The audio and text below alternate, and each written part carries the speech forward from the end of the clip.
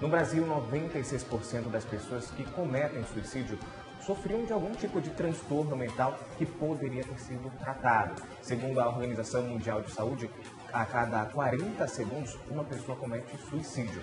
Manaus é a nona entre as capitais do país em casos de suicídio, segundo dados apresentados pela Associação Amazonense de Psiquiatria. E para falar sobre este assunto, está aqui ao meu lado Luiz Fonseca, ele que é diretor da Associação Amazonense de Psiquiatria. Primeiramente, bom dia. Esse tema é muito importante e a gente vê que Manaus ocupa a nona posição, uma situação preocupante em relação a isso. Bastante. Antes de mais nada, muito obrigado pelo convite, Ana Paula. É um prazer enorme estar aqui e poder representar a Associação Amazonense de Psiquiatria e abordar esse tema tão importante, tão pouco abordado, que é o suicídio, né?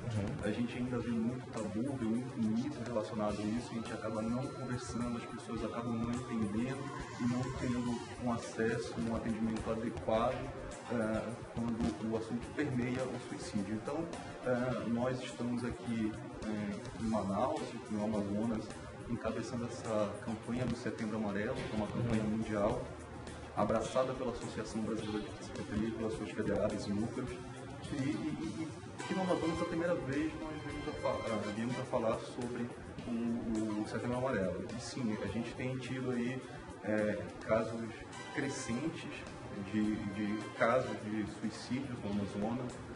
Nós temos vários fatores de risco. Aqui a gente sabe que a população indígena é um fator de risco para suicídio. O nosso papel aqui social é poder abrir portas a isso e desmistificar, assim como era há alguns anos com relação ao HIV, como era com relação ao câncer, que eram os DSTs, que eram tabus, e houve algumas campanhas que vieram desmistificando e hoje a gente tem uma queda na prevalência dessas doenças. Inclusive você falou a respeito dos indígenas, do suicídio entre os mais de 5 mil dos municípios aqui brasileiros, 5 mil municípios brasileiros, São Gabriel da Cachoeira é onde acontece mais essa questão do suicídio entre eles, que lá 95% da população é indígena e comete essa questão do suicídio. Isso seria uma questão talvez cultural ou não? Quando a gente fala de suicídio, a gente fala, na verdade, de múltiplos fatores, né? Cultural também, mas o aspecto social, a gente sabe que, por exemplo, pessoas sozinhas, separadas, a gente sabe que o indígena tem uma cultura e a população branca, quando chega, invade essa cultura, eles perdem um pouco a sua subjetividade, tem uma tendência maior à depressão.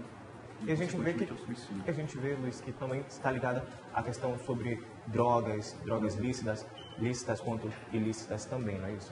Isso é importante também, aproveitando isso que tu abordaste com relação às drogas, as doenças, os transtornos mentais que levam a maior parte dos suicídios são transtornos de humor, episódios depressivos, tanto bipolares quanto bipolares, ou episódios mistos, bipolares. Em segundo lugar vem realmente o uso de substâncias psicoativas, drogas e álcool. E agora a Organização Mundial de Saúde fala que 90% dos casos poderiam ter sido evitados com tratamento. Isso é um dado bastante assustador. Então, esse Setembro Amarelo vem justamente para orientar e para essas pessoas buscarem ajuda e para também outras pessoas ajudarem a se perceberem que essa situação está acontecendo, para direcionarem e encaminhá-las a esses órgãos de saúde, não é isso? É verdade. Não só os órgãos de saúde, é importante a gente ter também, então, uma participação social do poder público na educação, de palestras feitas em escolas, em entidades, empresas, porque quando a gente aborda o suicídio, claro, o pessoal da saúde teoricamente estaria mais preparado, não só da saúde mental, a saúde como um todo.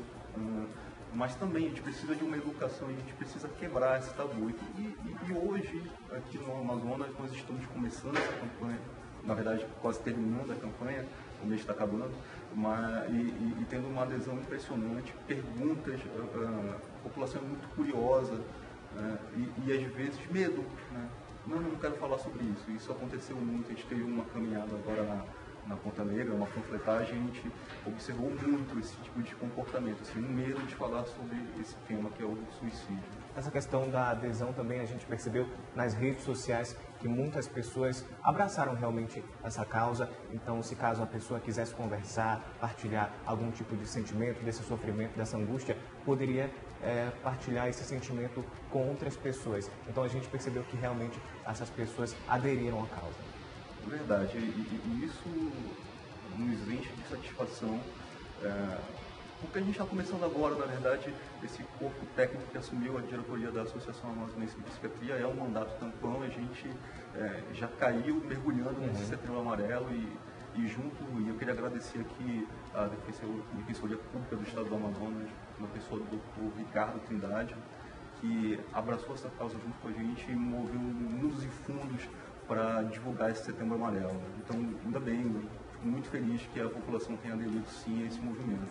Agora, o setembro vai terminar, claro, mas as ações, elas podem continuar e as pessoas podem continuar também envolvidas com tudo isso.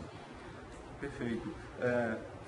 Quando a gente faz o Setembro Amarelo, na verdade a gente dá uma ênfase para a gente poder começar a quebrar esse, como eu falei no começo, esse tabu, esse mito. Agora, não é só no setembro que a gente tem que falar, a gente tem que falar isso o ano inteiro, o tempo todo, e falar sobre os transtornos mentais. Tentar quebrar também um pouco desse estigma que as pessoas que sofrem de algum transtorno mental sofrem. A gente sabe que hoje uma das maiores causas de afastamento no trabalho é transtorno depressivo. Então, é muito prevalente, é muito frequente e pouco abordado, pouco falado. E isso distancia a população de uma saúde mais adequada, de um acolhimento mais adequado. A gente fala também sobre a questão da educação e talvez se isso fosse tratado nas escolas desde cedo, talvez essas pessoas estariam bem mais preparadas para lidar com esse tipo de assunto, não é isso, Luiz? Com certeza. Isso é educação. Educação é o princípio básico de qualquer política, de qualquer sociedade. Isso deve começar desde cedo. A gente tem que quebrar isso, esse mito, essa vergonha, esse medo, desde cedo, para, quem sabe, daqui a alguns anos, se Deus quiser, poder diminuir essa prevalência absurda que nós vemos enfrentando com relação ao suicídio, principalmente aqui no Amazonas. Nós somos o terceiro no estado do norte em suicídio, estamos atrás de Roraima, que também tem um índice altíssimo, e do Amapá. Agora, em relação a essas taxas que você falou, eles acontecem mais entre homens, mulheres, qual a faixa etária acometida? Interessante. Geralmente vai nos extremos. Uma faixa entre 15 e 20 anos, mas ainda a prevalência maior é nos idosos, por vários motivos, nos idosos, acima de 60 anos. E por quê? Tem alguma causa, algum motivo especial? Sim, a gente, primeiro que com o passar do tempo, os fatores de risco para suicídio vão se agregando. Então, solidão, morte familiar, perda de emprego. Eles ficam mais sensíveis. Associada a comorbidades clínicas, né? O paciente que fica com alguma deterioração clínica, com alguma incapacidade, acaba se deprimindo, não querendo dar trabalho para familiares. Então, se agrega alguns fatores de risco para o suicídio, eles têm uma taxa maior na população. Mas a gente também vem tendo esse crescimento assustador nas crianças.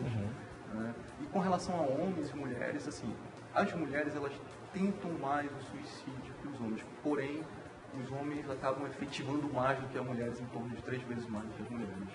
Agora, o que me preocupa é essa questão de buscar esse tratamento, porque eu imagino que essas pessoas que estão sofrendo desse mal não sentem a vontade de procurar um tratamento. Então, acaba sendo uma percepção familiar, uma percepção de um amigo que possa, talvez, ajudar essa pessoa a encaminhá-la para esses órgãos de saúde.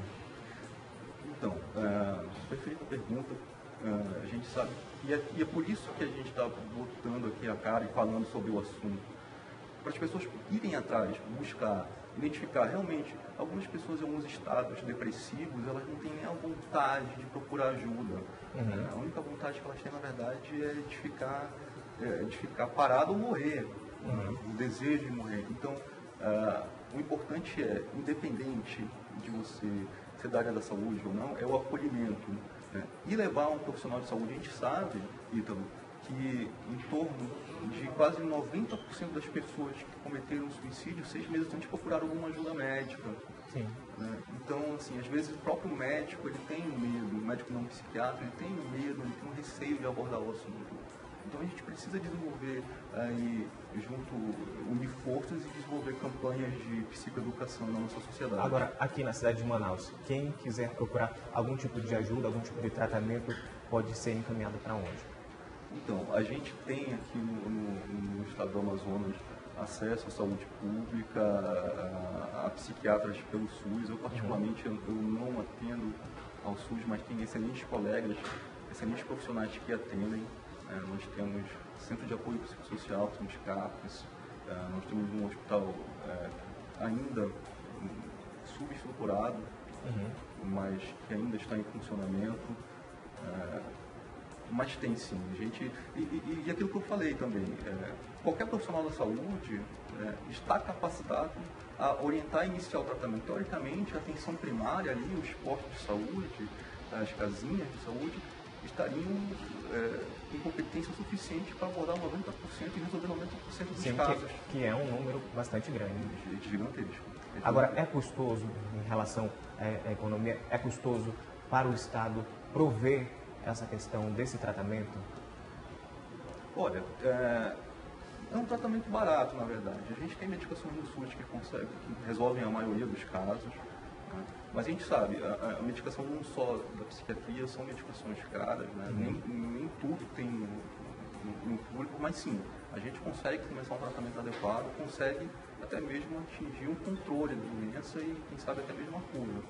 Agora, Paula, chegou mensagem no nosso WhatsApp, que nós temos pergunta? Chegou sim. A pergunta, doutor, é da Vanessa Moraes, aqui mesmo de Manaus. É a seguinte pergunta: quais os mitos e verdades sobre o suicídio? Essa é uma pergunta muito ampla. Na verdade, existem números, né? Por exemplo, a pessoa que quer suicidar não fala. São mitos. Isso é uma mentira. Quase todos, como eu falei há pouco, pelo menos 6 meses antes da tentativa ou da ação suicida, falaram a respeito, procuraram, falaram com um profissional da saúde. Mas existem inúmeros mitos. Deixa eu ver um outro aqui. Quer chamar a atenção, a gente fala assim, eu quis chamar a atenção. Isso é um perigo também, porque às vezes a pessoa não é que ela quis chamar a atenção. Por exemplo, às vezes a pessoa ingere uma quantidade absurda de uma medicação que tecnicamente aquilo ali não causaria ela algum dano que geraria um risco à vida. Mas aquela pessoa não sabe disso. Então, para ela, era um ato suicida, ela tinha essa intenção. E às vezes é subvalorizada. Ela tomou isso porque ela não queria morrer. Não é assim. Entendeu? Então, existem inúmeros mitos e deixa eu deixar aqui aberto, existe um site da Associação Brasileira de Psiquiatria, que é www.adp.org.br. Lá existem várias campanhas da Associação Brasileira, entre elas o Setembro Amarelo, que divulga uma cartilha especial sobre suicídio e que fala sobre esses mitos e verdades com relação ao suicídio. Bem, eu conversei aqui com o Luiz Fonseca, diretor da Associação Amazonense de Psiquiatria. Muito obrigado pelas suas informações. Nós esperamos que esses índices venham a diminuir, venham a cair, não só aqui no estado do Amazonas, mas como no Brasil inteiro. Muito obrigado e tenha um bom dia. Eu que agradeço. A gente vai para um breve intervalo e nós voltamos daqui a pouquinho.